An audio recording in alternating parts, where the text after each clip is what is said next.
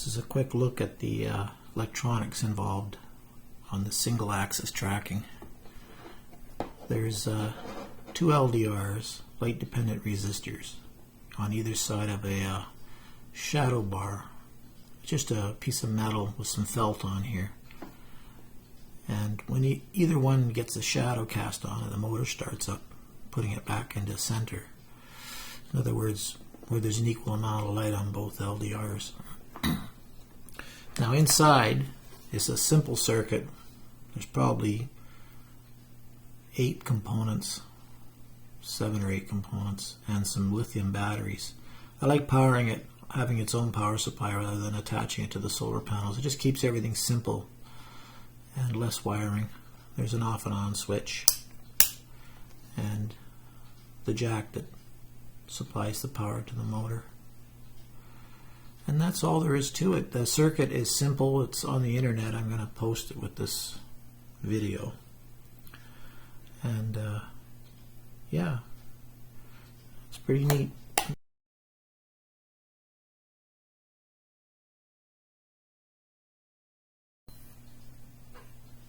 Just going to show you how the light affects the resistors, the light dependent resistors, the LDRs.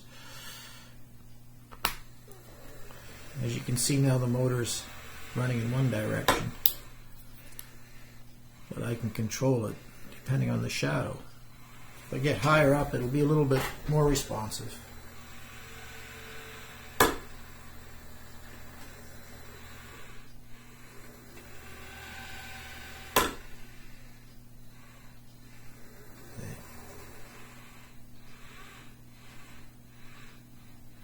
It's pretty cute. That's how it works. Now for the part that involves a little bit of effort, it's this device for running on the ready rod.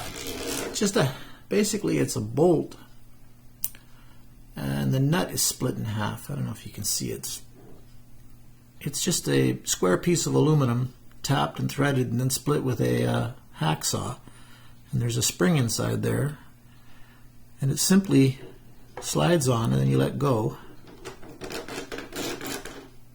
like that, and then the motor starts turning, of course, and it moves the mechanism along.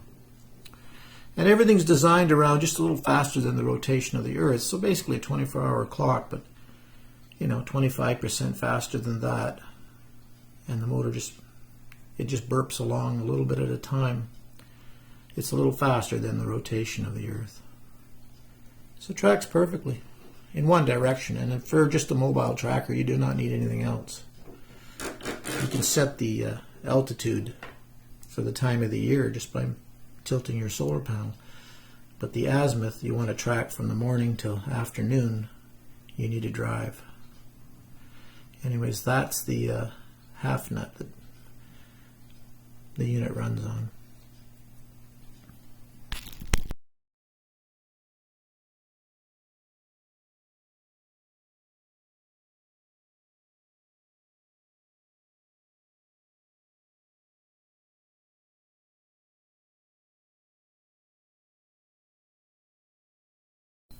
This is the motor. It's broken here. It's an old clunker I had lying around from a hobby project of mine.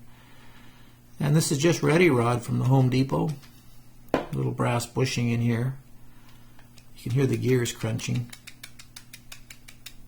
It's spur gears inside. And it's a 3-volt, but you can run it on any voltage, up to 12 volts. It's DC and it doesn't do anything to it. So if you put 8 or 9 in, that circuit there puts in about 10 with the 3 lithiums. It won't hurt the motor. Remember, it's momentary use too. It's just burping along. What's nice about this system is anytime a cloud goes over, you don't have this solar panel going into spasm trying to find the sun. This thing just starts going in one direction, but it's so slow that it never gets completely out of whack. The cloud goes by and it recorrects. You don't even know it's doing it. Yeah, clock driven basically is what you're trying to do. You could actually do this whole thing without this just that motor and some batteries and a potentiometer, and you could have your system running the same speed roughly as a clock, and you'd be in the ballpark. It's just because you're going to set it every day. This is for mobile use when you go camping. Anyways, that's how that works.